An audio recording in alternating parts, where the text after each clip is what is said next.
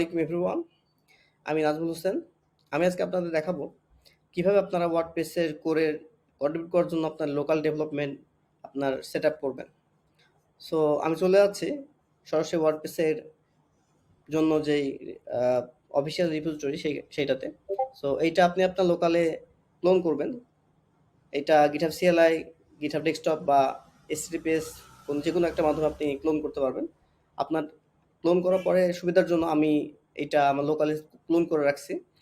Clone করে clone করার পরে এরকম কিছুটা দেখতে হবে। এখানে মূলত আপনারা ওয়ার্ডপ্রেসের যেই ফোল্ডারটা সেটা হচ্ছে SRC এর মধ্যে দেখতে পাবেন। SRC এর মধ্যে আপনি WP অ্যাডমিন, WP আ কনটেন্ট, এই যে কনটেন্টের মধ্যে হচ্ছে প্লাগইন, থিমস এগুলো হচ্ছে এর মধ্যে পাবেন আপনি। সো এখানে আসার পরে আপনি আপনার কম্পিউটারের ডেভেলপমেন্ট এনভায়রনমেন্ট কিভাবে তৈরি করবেন। আপনার যেটা লাগবে এজন্য আপনার লাগবে হচ্ছে Node.js। Node.js লাগবে। তো আপনাদের প্রয়োজন অনুযায়ী অপারেটিং সিস্টেমের জন্য আপনার Node.js ডাউনলোড করে নিবেন অফিসিয়াল ওয়েবসাইট থেকে।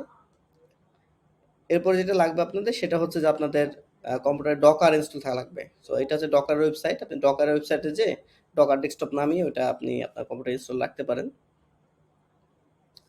সো আপনার আর তেমন কিছু লাগবে না।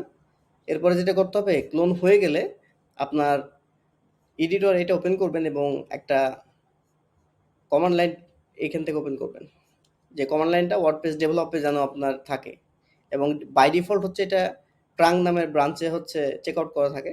সো এইটা আপনি পরবর্তী দেখে নিতে পারেন কীভাবে কী করবেন। আমি এটা নিয়ে আজকে কথা বলতে যাচ্ছি না। আজকে আমি যেটা করব সেটা হচ্ছে যে শুধুমাত্র আপনাদেরকে ডেভেলপমেন্ট এনভায়রনমেন্টটা তৈরি করে দেখাবো। সো আপনি এখান থেকে npm install, npm run build dev, npm run env start, npm run env install এই 4টা কমান্ড রান করার মাধ্যমে আপনার পুরো ওয়ার্ডপ্রেসের যা প্রয়োজনীয় সবকিছুই সে নিজে থেকে সেটআপ করে নেবে। আপনি ইনস্টল এটা চালানোর পরে এই যে নিচে একটা ইউআরএল দেখতে পাচ্ছেন, এই ইউআরএলে ঢুকলে মূলত আপনি ওয়ার্ডপ্রেসটা রান দেখতে পারবেন। সো এখানে দেখতে না পারার কারণ হচ্ছে অ্যাকচুয়ালি আমার ওয়ার্ডপ্রেস সবকিছু ইনস্টল করছি কিন্তু ওয়ার্ডপ্রেসের ইনস্টলেশনটা আমি বন্ধ করে রেখেছি। তো এটাকে চালু করতে আমি ভার্চুয়াল মেশিনটা আবার চালু করতে গেলে আপনাকে জাস্ট এই যে কমান্ড দেয়া আছে npm run env start আমি কপি করলাম। কপি করার পরে এটা এখানে পেস্ট করলাম। পেস্ট করার সঙ্গে সঙ্গে আমার ভার্চুয়াল মেশিন স্টার্ট হয়ে যাবে কিছুক্ষণের মধ্যে। আমার অলরেডি ডান।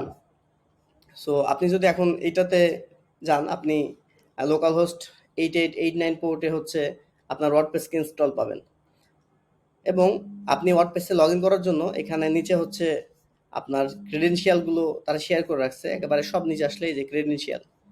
সো আপনার এই যে অ্যাডমিন পাসওয়ার্ড, এটা হচ্ছে WP অ্যাডমিনে অ্যাডমিন পাসওয়ার্ড দেওয়া আছে। আপনি এখান থেকে হচ্ছে ওয়ার্ডপ্রেসে ঢুকতে পারবেন। সো এইভাবে মূলত আপনি ওয়ার্ডপ্রেসের local setup, local environment setup করতে পারবেন এবং আপনার সব সেটের মধ্যে এসআরসির মধ্যে মূলত মূল ওয়ার্ডপ্রেসের যে ফাইলগুলো এটা এসআরসির মধ্যে পাবেন। ঠিক আছে? এইটা এসআরসির মধ্যে গেলে আপনি থিমস, প্লাগইন সবকিছু এখান থেকে পারবেন এবং আপনি এখন আপনার মোটামুটি সবকিছু প্রস্তুত। আপনি চাইলেই ওয়ার্ডপ্রেসে কন্ট্রিবিউট করতে পারবেন। ধন্যবাদ।